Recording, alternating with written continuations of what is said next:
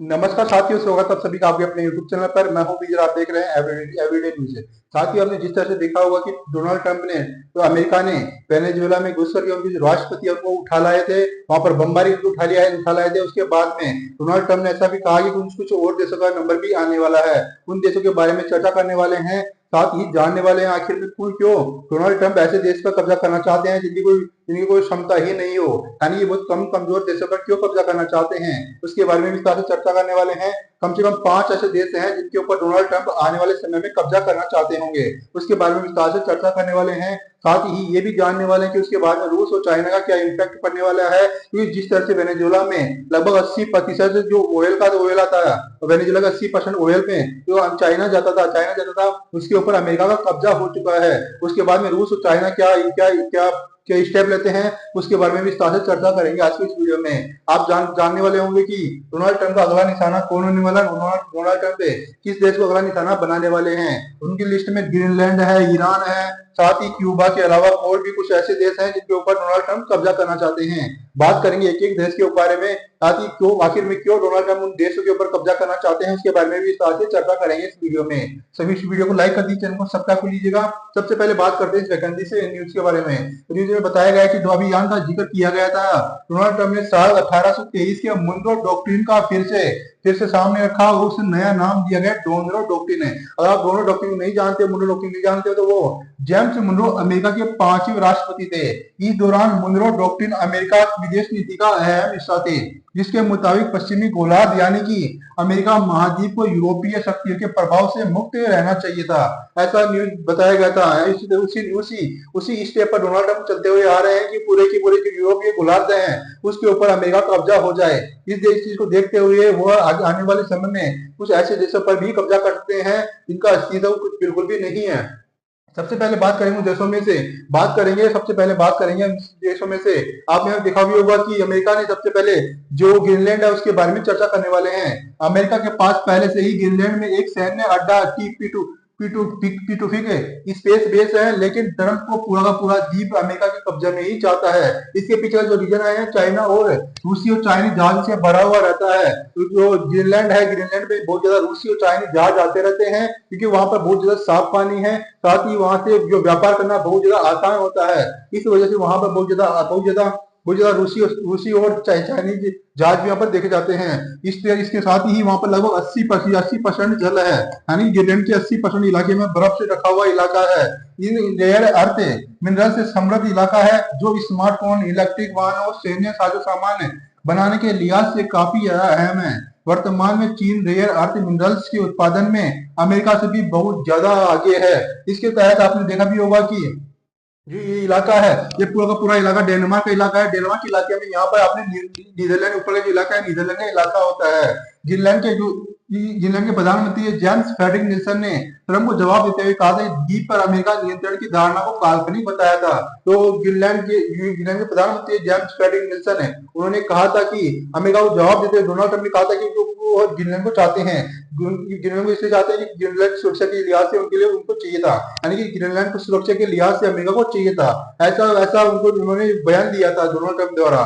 उसके बाद में जो ग्रीनलैंड के प्रधानमंत्री जेम्स फ्रेडरिक निल्सन ने जवाब दिया था कि अमेरिका नियंत्रण को काल्पनिक बताया था। इसके साथ ही यह विशाल आर्कटिक द्वीप है डेनमार्क साम्राज्य का हिस्सा है और अमेरिका के उत्तर पूर्व में करीब 2000 मील 3200 किलोमीटर से दूरी पर स्थित है। आपने देखा ये यूनाइटेड स्टेट है, यहाँ से की जो दूरी है 3200 किलोमीटर है।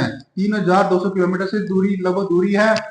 जो अमेरिका यहाँ पर बना हुआ है, अमेरिका को ये हिस्सा चाहिए, अमेरिका को ये वाला हिस्सा चाहिए। यहाँ पे इसलिए चाहिए कि क्या वजह से बहुत ज्यादा पानी है। साथ ही जब भी जिस तरह से जो ग्लोबल वार्मिंग होती जाएगी, वहां पर पानी बहुत जो बिल्कुल साफ पानी यहाँ पर देखने को मिलने वाला है। यानी कि 80% इलाका जो बर्फ से ढका हुआ ग्रीनलैंड है वो अमेरिका को चाहिए ही चाहिए। इसके साथ ही आपने ये भी देखा होगा कि यहाँ पर बहुत ज्यादा जनसंख्या नहीं है। इसके बाद में बात करते हैं दूसरे देश की, ताकि में दूसरा देश है कोलंबिया। कोलंबिया को क्यों चाहता है उसके बारे में सारे चर्चा करने वाले हैं। ट्रंप ने कोलंबियाई राष्ट्रपति गुस्तावो पेट्रो को अपनी जान बचाने की चेतावनी दी है। डोनाल्ड ट्रंप ने चेतावनी दे दी है, कोलंबिया के राष्ट्रपति गुस्तावो पेट्रो को चेतावनी दी है।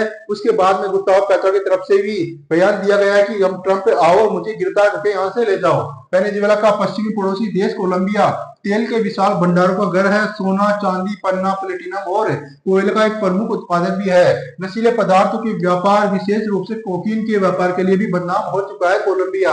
डोनाल्ड ट्रंप द्वारा बयान दिया गया था कि वो कोलंबिया के द्वारा अमेरिका में कोकीन सप्लाई की जाती है, साथ ही नशीला पदार्थों का भी सप्लाई किया जाता है। इसलिए वो कोलंबिया के ऊपर भी आक्रमण करना चाहते हैं, कोलंबिया के ऊपर भी अपना नियंत्रण करना चाहते हैं। उन्होंने कोलंबिया के राष्ट्रपति को भी धमकी दी थी। आपने देखा भी होगा कि ये कोलंबिया है, यहाँ पर जो या तो अमेरिका है, यूनाइटेड स्टेट है, यहाँ पे ये कोलंबिया है। कोलंबिया जो अमेरिका के नीचे की साइड है कोलंबिया, वहां पे देखा होगा कि इसके ऊपर भी कब्जा करना चाहता है अमेरिका।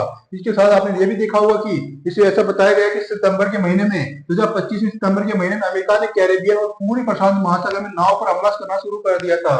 और उसने ये बिना किसी सबूत के यह भी आरोप लगा दिया था कि नावें ड्रग्स लेकर के जा रही थी। इससे ट्रंप कोलंबिया के वामपंथी राष्ट्रपति के साथ एक विवाद में उलझे हुए हैं, जो बढ़ता ही जाता और जा रहा है। अमेरिका ने अक्टूबर में पेट्रो में यह कहते हुए प्रतिबंध लगा दिए कि वह कार्टेल को फलने फूलने की अनुमति दे रहे हैं कि कार्टेल को वह जो ड्रग्स है, कोकीन है, वो सप्लाई भी कर रहा था। रविवार को एयरफोर्स वन में बोलते डोनाल्ड ट्रंप ने कहा कि कोलंबिया को एक बीमार व्यक्ति चला रहा है, यानी कि उन्होंने कोलंबिया के राष्ट्रपति की बहुत ज्यादा बेइज्जती कर दी है। साथ वो कह रहे हैं कि कोलंबिया को बीमार व्यक्ति चला रहा है, जिसे कोकीन बनाना और उसे अमेरिका में बेचना पसंद है। साथ ही डोनाल्ड ट्रंप ये भी कहते हैं कि उन्हें इसे बहुत लंबे समय से तय नहीं करने दिया जाए। उन्होंने साफ तौर पर कह दिया है कि कोलंबिया को ऐसा बिल्कुल भी नहीं करने दिया जाएगा, लंबे समय तक बिल्कुल भी नहीं करने दिया जाएगा।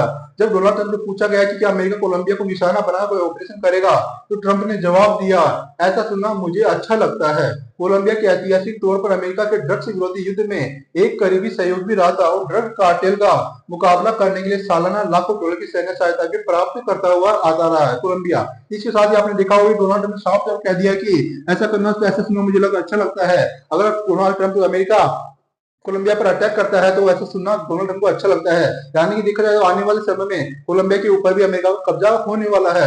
इस तरह से बात करते हैं अगले देश के बारे में। आपने देखा होगा कि ईरान है। अब बात करते हैं ईरान के बारे में। ईरान में बहुत ज्यादा प्रोटेस्ट चलता हुआ आ रहा है, ईरान की सरकार के खिलाफ है।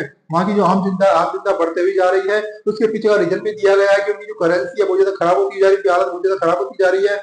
साथ ही जो उनकी सरकार का भी विरोध किया जा रहा है। तो इस्लामिक प्रोटेस्ट होता है, इस्लाम के जो नियम होते हैं वो लोगों के ऊपर थोपे जा रहे हैं। उसको देखा गया ईरान की सरकार के खिलाफ है, ईरान के सुप्रीम लीडर खामनेई, उनके खिलाफ भी प्रोटेस्ट किया जा रहा है।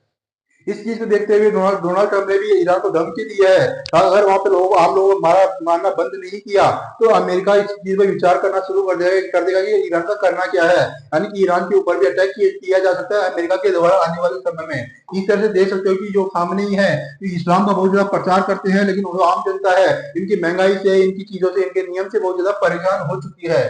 उसके साथ ही डोनाल्ड ट्रंप का बयान भी सामने निकल आ चुका है कि डोनाल्ड ट्रंप ने बयान दिया है कि अगर उनकी जनता चाहती है कि वहां पर सत्ता परिवर्तन हो तो वो उसमें बिल्कुल बहुत जल्दी साथ देने वाले हैं, बहुत जल्दी इस चीज को निभाने भी वाले हैं। साथ ही वहां पे जो जनता है वो चाहती है कि वहां पे जो डोनाल्ड ट्रंप वहां पर ईरान है, ईरान को भी डोनाल्ड ट्रंप ही चलाए। क्योंकि जो डोनाल्ड ट्रंप द्वारा बयान भी दिया गया था ईरान को, क्योंकि जिस तरह से वहां पर अटैक किया गया था, जो डोनाल्ड ट्रंप है उन्होंने ईरान को चारों तरफ से घेर लिया। इसराइल और अमेरिका ने जो ईरान है, ईरान को चारों तरफ से घेर रखा है। उनकी जो आयात निर्यात सब ज्यादा बहुत ज्यादा प्रभावित किए जा रहे हैं। आगे उनकी जो जनता है बहुत महंगाई से हो, चाहे उनकी जो करेंसी है उसकी वजह से बहुत ज्यादा परेशान हो चुकी है। उसके साथ ही यह भी बताया गया है कि जो खामनेई है देश छोड़कर भागने के प्लान में है। अपने फैमिली मेंबर के लगभग 20 सदस्यों के साथ वो भाग करके रूसिया जाने वाले हैं, रूस जाने वाले हैं। साथ ही वो अपनी अथाह संपत्ति, जितनी भी संपत्ति है वो भी लेकर के रूस जाने वाले हैं। उन्होंने से पहले भी बहुत बार इस चीज जिक्र किया था कि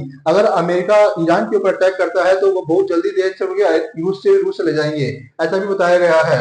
इसके तहत यह देख सकते हो कि आप यहाँ पर बताया बताया ईरान बहुत ज्यादा दूर है, अमेरिका से बहुत ज्यादा दूर है ईरान, लेकिन ईरान को कंट्रोल कर रहा है इसराइल के द्वारा कंट्रोल किया जा रहा है। वहां पर अमेरिका और इसराइल एक ही देश है, यानी कि एक साथ ही रहते हैं। जब भी मिलिट्री ऑपरेशन होता है तो अमेरिका हमेशा इसराइल का साथ देता हुआ आता रहा। इसके साथ देख सकते हैं अगली बात करते हैं अन्य देश के बारे में, अगले देश के बारे में कि अगला कौन सा देश होने वाला है जिसके ऊपर अमेरिका कब्जा करना चाहता है। इससे पहले आपने देखा होगा कि ईरान के इस समय बड़े पैमाने पर सरकार विरोधी प्रदर्शनों का सामना कर रहा है। ट्रंप ने चेतावनी भी दी है कि अगर अधिक प्रदर्शनकारियों की मौत हुई तो वहां के अधिकारियों को बहुत कड़ी सजा मिलेगी। उन्होंने एयरफोर्स वन पत्रकारों से कहा कि हम इस पर बहुत करीब से नजर रखे हुए हैं। अगर पहले की तरह लोगों को मारना शुरू कर देते हैं तो मुझे लगता है कि अमेरिका उन्हें कठोर जवाब देगा। सैद्धांतिक रूप से ईरान डोमिनो सिद्धांत में परिभाषित दायरे से बाहर आता है, लेकिन ट्रंप ने पिछले साल ईरान के परमाणु ठिकानों पर हमला करने के बाद ईरानी शासन को आगे की कार्रवाई की धमकी दी थी। ये हमले उस समय हुए जब इजराइल ने ईरान के परमाणु हथियार विकसित करने की क्षमता को खत्म करने के मकसद से बड़े पैमाने पर एक अभियान शुरू किया था, जिसके बाद ईरान और इजराइल के बीच लगभग 12 दिनों तक संघर्ष हुआ था।